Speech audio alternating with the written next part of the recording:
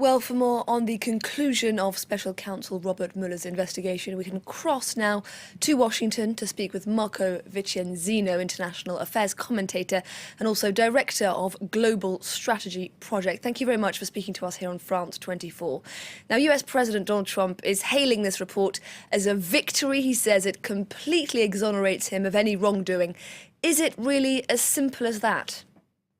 I would say you have to distinguish political and the legal.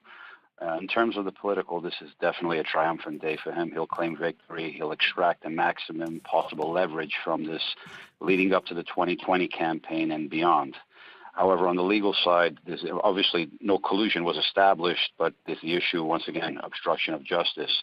So this process will linger on. Already the Democrats, specifically Jerry Nadler, the head of the House Judiciary Committee, made it clear that the investigations will go on. In a democratically controlled House, you have at least three committees that will be pursuing this investigation. You have the Southern District, the federal prosecutor in the Southern District in New York is investigating right now. And then also you have the Attorney General of New York State. So there's multiple investigations going on even beyond. And a lot of the evidence that Mueller came across during the investigation, he gave it to the Southern District of New York, the Attorney General of New York, and to the committees.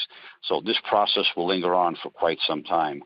Where it will exactly lead to, no one knows. The investigation by Mueller was 22 months. It's likely that the other investigations of the House committees and the other ones by the Southern District, Manhattan, and the Attorney General of New York may possibly continue beyond 2020. So throughout the election, you'll see, as we're gearing up towards the 2020 presidential elections, this will continue, and this will be a factor. But the president will constantly be claiming the issue of no collusion. So that will give him a lot of leverage politically. Now, what we've seen so far is only a summary of Robert Mueller's findings. Many Democrats, House Speaker Nancy Pelosi among them, are calling for the whole report to be made public. What are the chances of that actually happening? Well, that's an entire legal process, and it's been clear. That's one of the key points, is that they're going to want, and they're willing to. And Nadler made it clear he will take this to the U.S. Supreme Court, and obviously you have a divided court, 5-4. So you'll see this continuing. When I say the process will linger on, it's going to be lingering on in many fronts. And I would say one of the immediate fronts will be this whole process of whether to release the report.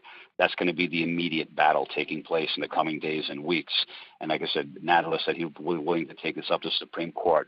Also, you'll probably see in coming days is the Attorney General, William Barr, will be called before the House, the Democratic-controlled House committees. So he'll have to be answering questions. This is what I said, a long process. This is far from over. But President Trump today can claim victory, the fact that the bottom line is that there was no collusion. And why is it exactly, do you think, that Democrats are so keen to get the entirety of that report in the public sphere? Well, a legal argument will be made on their sides that everything needs to be known, but obviously it's also politically charged.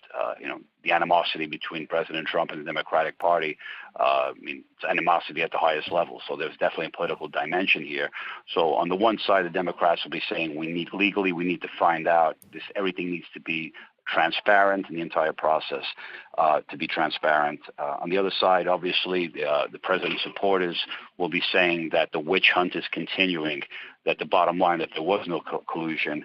So it'll be playing out not just on the legal front, but on the political front. And this, like I said, will be on the front lines. When you're looking at the 2020 presidential campaign, obviously on the Democratic side, you have over 20 candidates competing. They may even be up to 30 when the primaries begin. And the issue is that the one thing that will unite them is definitely this issue.